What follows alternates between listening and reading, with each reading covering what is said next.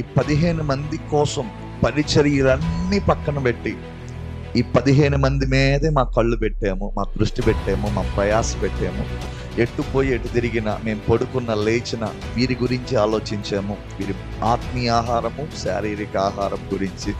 అదేవిధంగా మన మినిస్ట్రీలో 27 సంఘాలు ఉన్నాయి దాదాపుగా. ఈ 27 సంఘాల నుండి వచ్చేటువంటి ప్రతి రూపాయి కూడా వీరి మీదే ఖర్చు పెట్టాము.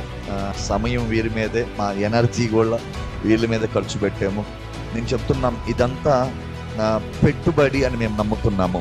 ఇది దేనికోసం పెట్టుబడి అంటే దేవుని రాజ్యం కోసం మేము పెట్టిన పెట్టుబడి. హల్లెలూయా.